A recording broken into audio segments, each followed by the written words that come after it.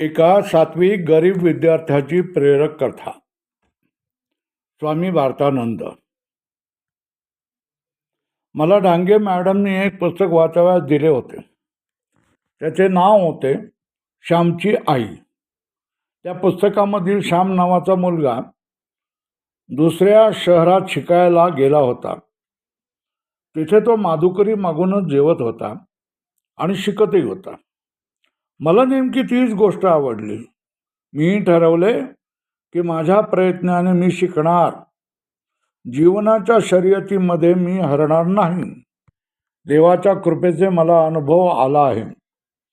स्वतःच्या गुणाचा मला परिचय झाला आहे. आता मला कोणतेही प्रतिबंध नव्हते.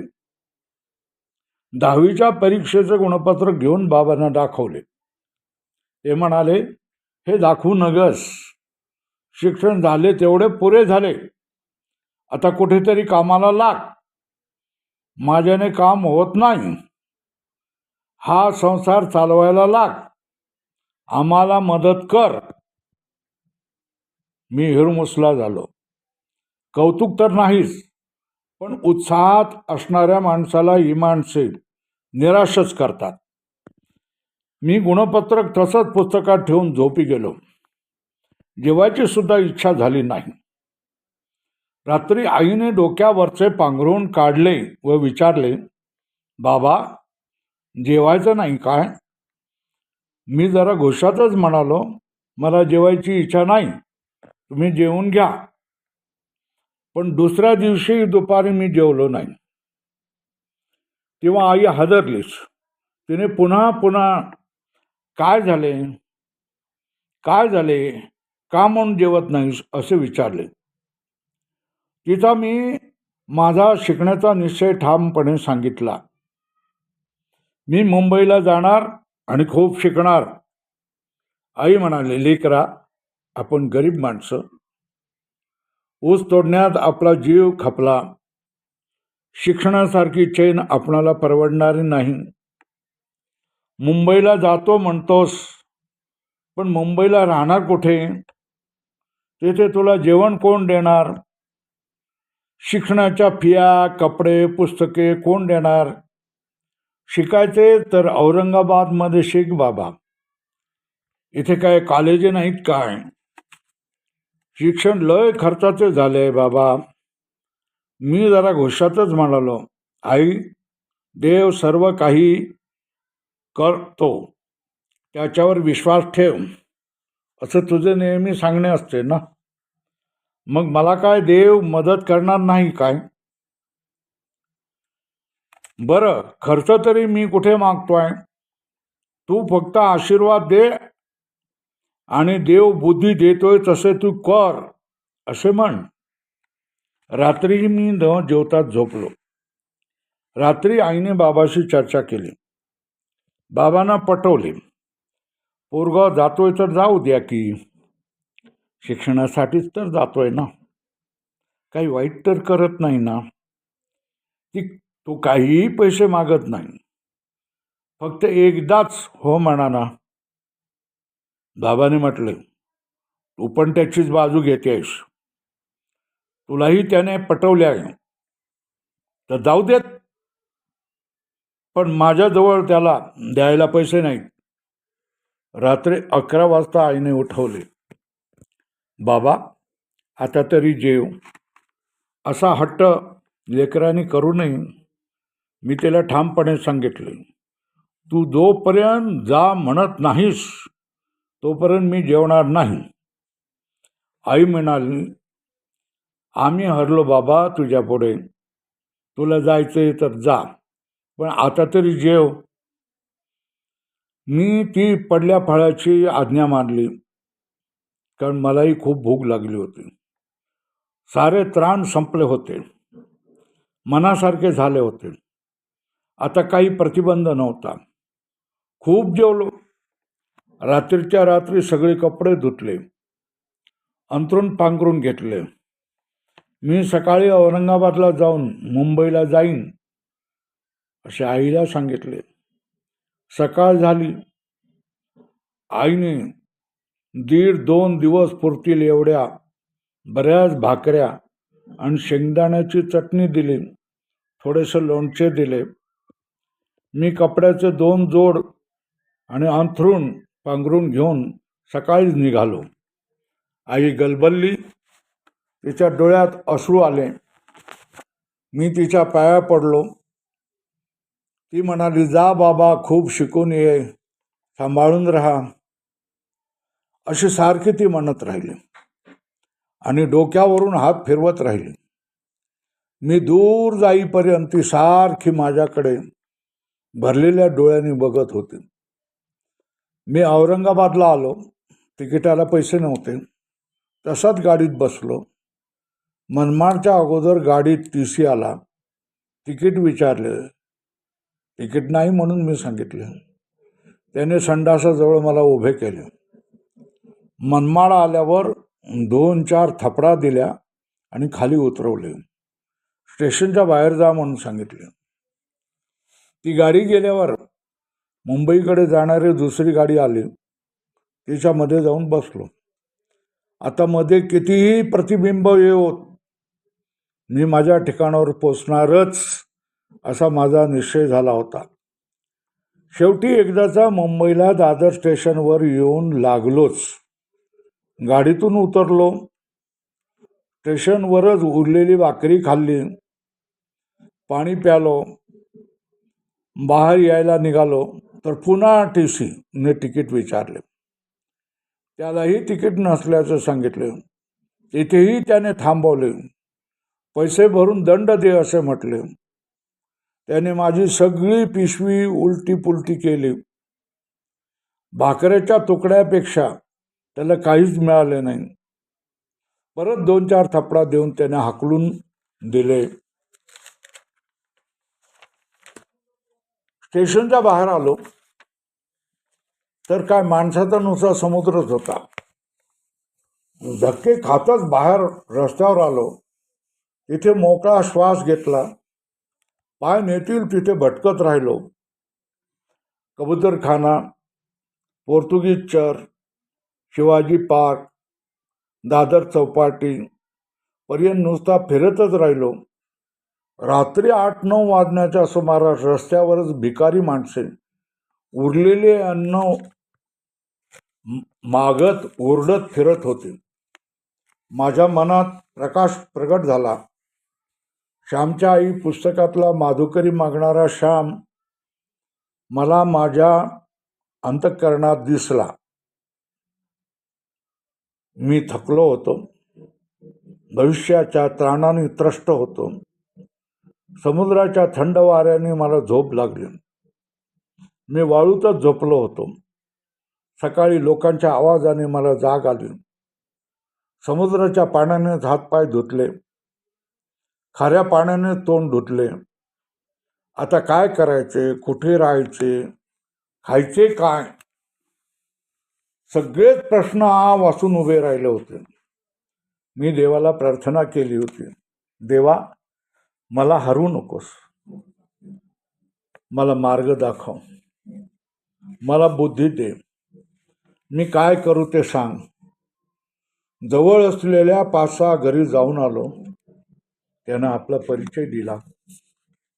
गुणपत्रक दाखवले, दाखला दाखवला, आधार कार्ड दाखवले, रहिवासी प्रमाणपत्र दाखवले, सरपंचाची शिफारस, सगळे कागद पण प्रत्येकाला दाखवले. त्यांना सांगितले, असे तसे भाजी भाकर चपात्या तुमच्याकडे रोजच उरतातच, त्या तुम्ही भिकाऱ्यांना देतातच. मला थोडी भाजी भाकर उरलेलं अन्न द्या, मी तेवढंच खाऊन शिक्षण पुरे करीन. त्याने कुठे राहतोस, काय करतोस अशी चौकशी केली. त्यांना मी आजच औरंगाबादहून आल्याचे सांगितले. इथे आपले कोणीच ओळखीचे नसल्याचे सांगितले. त्यांना माझ्या धाडसाचे कौतुक वाटत होते. त्या 7-8 लोकांनी उरले सुरले अन्न मला द्यायचे कबूल केले. जेवणाचा प्रश्न तर सुटला होता. उपाशी राहणे लागणार नव्हते, ही गोष्ट सुनिश्चित झाली होती. आता राहायचे कुठे?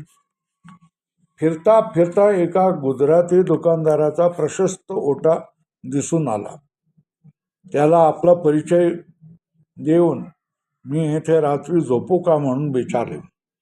त्याने पहिल्यांदा तर नकारच दिला, पण त्याला रहिवासी प्रमाणपत्र, शाळा सोडल्याचा दाखला, गुणपत्रक, आधार कार्ड, सरपंचाची शिफारस हे सगळं काही दाखवल्यावर त्याचा माझ्यावर विश्वास बसला. माझी शिकण्याची आस्था आणि धडपडच लोकांना मोहून टाकत होती. पण तरीही त्यांना ही गोष्ट असंभव वाटत होती. ते माझ्याकडे नुसते आश्चर्याने पाहत राहायचे, पण नंतर मात्र माझ्याकडे खूपच कळवळाने आणि सहानुभूतीने पाहायचे. त्यांच्या मित्रपरिवारात आणि मुलाबाळामध्ये माझीच कथा चालायची. त्या अनोळखी गुजराती दुकानदाराने मला राहायची अनुमती दिली. देवाच्या कृपेने राहण्याची व्यवस्थाही झाली होती. मी कृतज्ञ राहीन आणि तुमची सेवा करत राहीन असे मी त्यांना सांगितले. 11वी आणि 12वी मी राजा शिवाजी हायस्कूलमध्ये पूर्ण केली. रोज सकाळी उठायचे, 50 ओव्या ज्ञानेश्वरीच्या अर्थासह वाचायच्या, रात्रीचे चपातीचे तुकडे चघळायचे, मग अभ्यास करायचा आणि हायस्कूलमध्ये जायचे.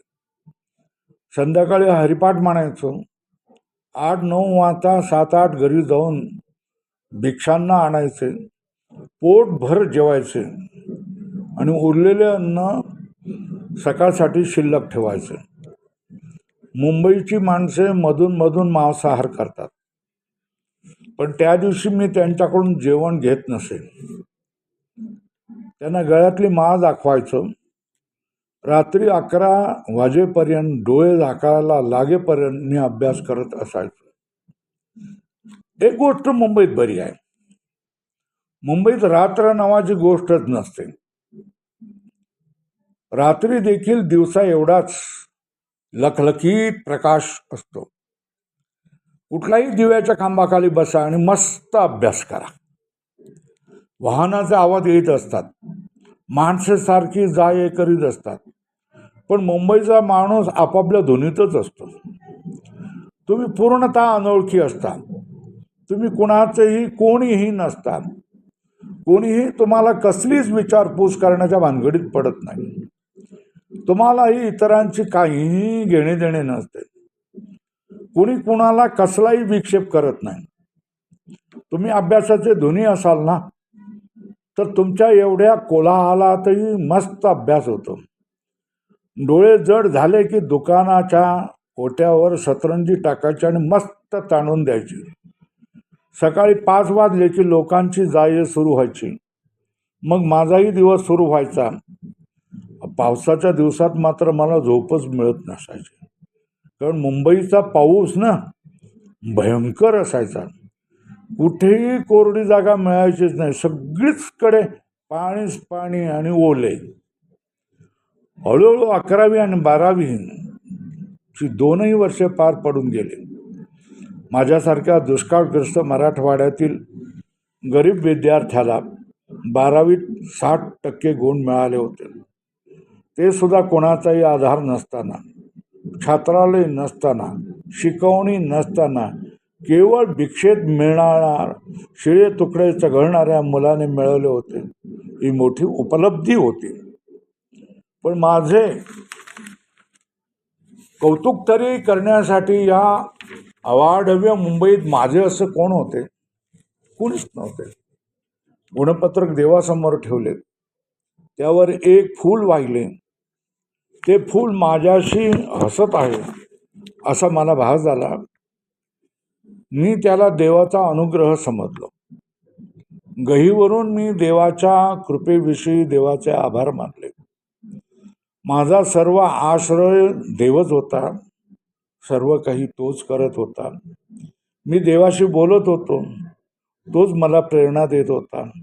माझ्या फाटक्या जीवनाचा तोच सूत्रधार आणि मार्गदर्शक होता.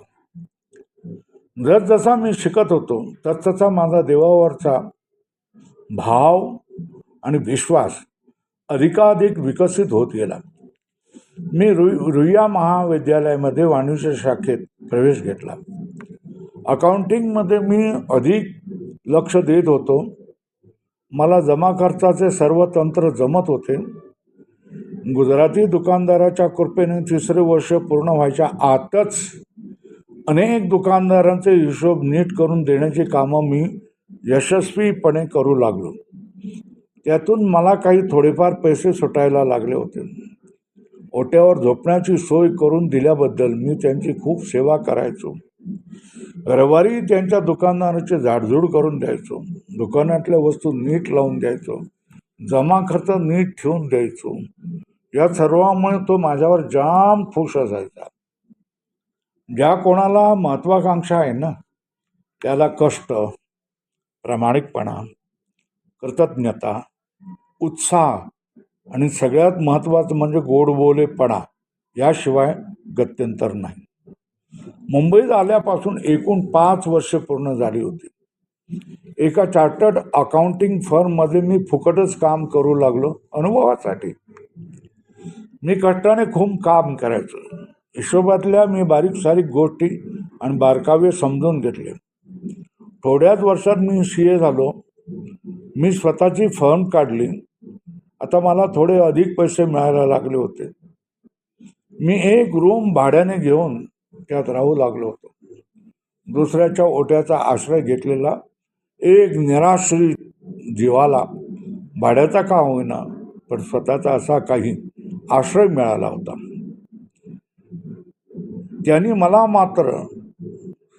ज्यांनी मला 7-8 वर्ष जीव घालून माझ्या पोटाची भूक भागवली, मला उपाशी राहू दिले नाही, त्यांची मी भेट घेतली. त्यांनी पेढ्याची पाकिटे भेट दिली. त्यांच्या मुलांना आणि नातरुंडांना भेटी दिल्या. त्यांना माझी सर्टिफिकेटे दाखवली. त्यांच्या पायावर डोके ठेवले. त्यांच्या पायावर कृतज्ञतेचे अश्रू ढाळले. त्यांना माझ्या फर्मच्या उद्घाटनानं बोलावून त्यांचा सपत्नीक सत्कार केला. दर गुरुपौर्णिमेला आणि दिवाळीला मी त्यांच्या घरी जाऊन पाया पडत असे. त्यांना पेढे देत असे. त्यांची विचारपूस करत असे. त्या लोकांना भीक मागून शिकणारा विद्यार्थी उभ्या आयुष्यात आढळला नव्हता. माझ्याविषयी त्यांना विशेष कौतुक असायचे. मी त्यांना भेटायला आलो की त्यांना गहिवरून यायचे. त्यांची मुले देखील त्यांना माझ्या एवढा मान कधीच देत नव्हते. माझी फर्म चांगलीच चालायला लागली होती. माझ्याकडे पैसे होते. आता मी एक फ्लॅट घेतला. गुजराती दुकानदाराला माझे फारच कौतुक होते, कारण माझ्या कष्टातून मिळालेल्या सर्व समृद्धीचा तोच एकमेव साक्षीदार होता. त्यालाही एकुलती एक मुलगी होती. तीही वाणिज्य शाखेचीच पदवीधर होती. तिला मीही ओळखत होतो. दुकानदाराने तिच्याविषयी प्रस्ताव माझ्यासमोर मांडला.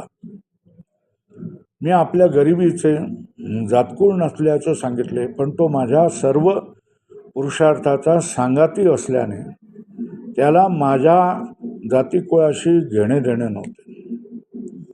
कोणीही कसलेही आडेवेडे न घेता साध्या पद्धतीने पण पूर्ण धार्मिकतेने लग्न झाले. तीही माझ्याच फर्ममध्ये जबाबदारीची कामे करू लागली. मी माझ्या आई वडिलांना चांगले टुमदार घर बांधून दिले. दर 3-4 महिन्यांनी मी त्यांच्या भेटीला जात असे. त्यांच्या सेवेसाठी जवळच्याच एका बाईला महिना पगाराने लावून दिले होते. मधून भारतभराच्या तीर्थयात्रेला त्यांना घेऊन जात होतो. माझ्याजवळ खूप पैसे जमा होत होते. मला चैन करणे आवडत नव्हते. मला कोणतेही व्यसन नव्हते. मौज मजा आवडत नव्हती. माझ्या गरिबीला मी कधीही विसरलो नव्हतो. माझे कपडे, जेवण, राहणी साधीसुधी होती. मला भपका आवडत नव्हता. मी साधे पांढरे शुभ्र कपडे वापरायचो. आम्ही दोघेही आषाढी कार्तिकीच्या वारीला आवर्जून जायचो. कीर्तन प्रवचनात जाऊन बसायचो. संत महंत कीर्तनकारांचे दर्शन घ्यायचो. चातुर्मासात तर आम्ही पंढरपुरात 8-8, 10-10 दिवस राहायचो. साधू महंत मटकऱ्यांची सेवा करायचो. तरी पण माझ्याजवळ पैशाचा साठा वाढतच होता. गावच्या प्राथमिक शाळेला संपूर्ण नवे रूप देऊन तिचा कायापालट केला. मराठवाड्यातील गरीब आणि दलित विद्यार्थ्यांना मी शिक्षणासाठी मदत करायचो. शेवटी मराठवाड्यातील 100 विद्यार्थ्यांसाठी मुंबईला एक छात्रालय काढून सर्व खर्च शिक्षणावर करू लागलो. देवाने दिलेले धन मी देवांच्या पायावर खर्चू लागलो. मला संतोष आहे की माझ्या गरीब आई वडिलांची मी सेवा केली.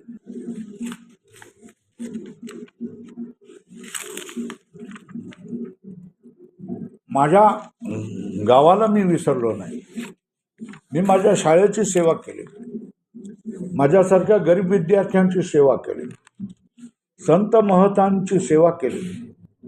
देवाची सेवा केली. मला कुठलाही शोक नाही. मला कुठलेही दुःख नाही. मला कुठलीही भीती नाही की चिंताही नाही. मी कृतार्थ जीवन जगलो. मी सतत भगवंताच्या पायाशी लीन राहून केवळ त्याच्या कृपेचीच अपेक्षा करत सज्जन संगती करत राहिलो आणि माझी ही लोकयात्रा आनंदाची मी केली. ओम